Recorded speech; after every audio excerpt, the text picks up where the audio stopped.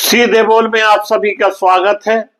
मैं मुकेश उदैनिया आपके सामने हाजिर हूं। यह क्या हो गया, ईडी वालों पर ही हो गई रेड और दफ्तर के अंदर घुसी पुलिस।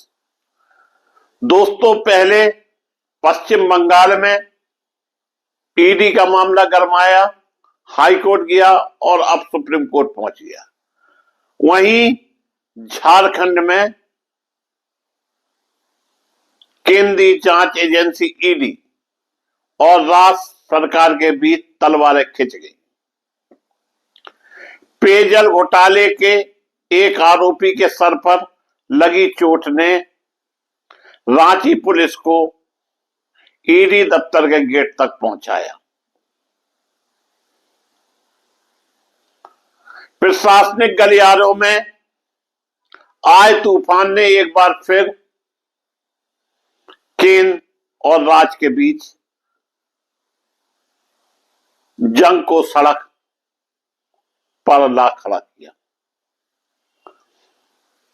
पश्चिम बंगाल के बाद अब झारखंड दूसरा ऐसा राज्य बन गया है दोस्तों, जहां केंद्रीय जांच एजेंसी ईडी और राज्य पुलिस के बीच सीधी भिड़ंत देखने को मिल रही है।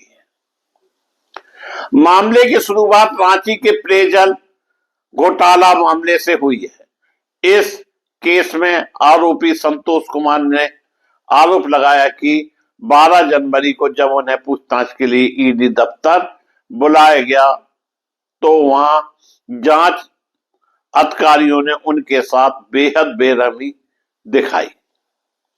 उनका कहना है कि अफसर प्रतीक और शुभम ने उन पर जुल्म कबूल करने का दबाव बनाया और मारपीट की, जिससे उनका सिर तक फट गया। इसके बाद संतोष कुमार ने रांची के एयरपोर्ट थाने में एफआईआर दर्ज कराई। पुलिस ने भी इस मामले में गजब की फुर्ती दिखाई। तड़के सुबह 6 बजे ही भारी पुलिस बल के साथ ईडी दफ्तर पहुंच गई।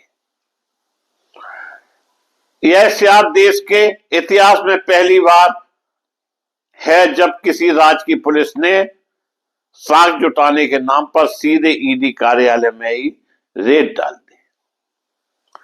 ईडी ने इन आरोपों को सिरे से खारिज कर दिया।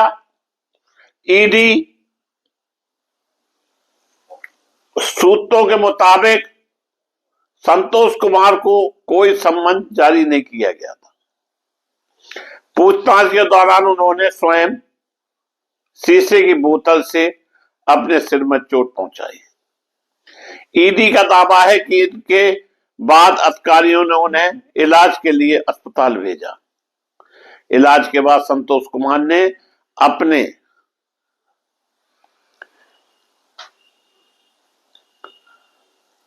जुड़ी जानकारी लिखित रूप में दी थी। ईडी ने इस मामले में हाई कोर्ट जाने की बात कही है। मामले को लेकर बीजेपी के वरिष्ठ नेता प्रतिपक्ष बाबूलाल मरांडी ने सोशल मीडिया प्लेटफॉर्म एक्स पर प्रतिक्रिया दी। उन्होंने कहा कि ईडी के पास पुलिस प्रशासन से जुड़े हजारों करोड़ों रुपए के भ्रष्टाचार के मामले से संबंधित अहम साक्ष्य मौजूद है। बाबूलाल मरांडी ने आशंका जताई कि पुलिस कार्रवाई की आड़ में इन महत्वपूर्ण दस्तावेजों से छेड़छाड़ या उन्हें नष्ट करने का प्रयास किया जा सकता है। फिलहाल पूरे मामले को लेकर राजनीतिक और प्रशासनिक हलकों में चर्चाएं तेज हो गई। वहीं पुलिस अपनी जांच में जुट गई। दोस्तों,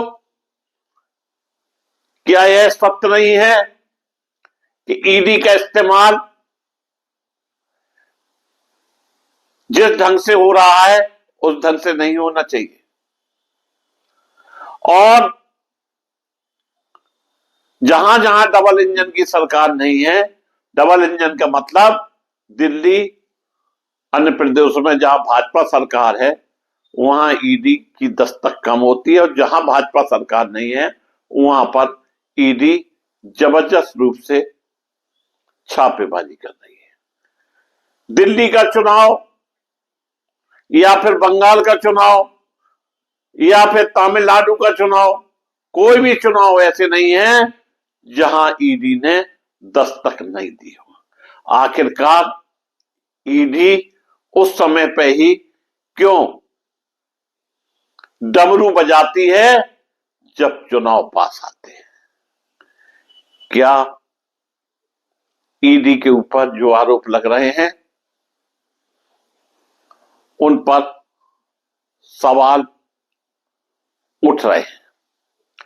यह सब जांच का विषय है, लेकिन यह पक्की बात है कि अब हर राज्य में ईडी के खिलाफ इसी तरह के धरना प्रदर्शन, छापेमारी होने की संभावनाएं ज्यादा बढ़ गई है। मैं मुकेश उदैनिया पुनः आप सभी को धन्यवाद देता हुआ अपनी बात समाप्त करता हूं।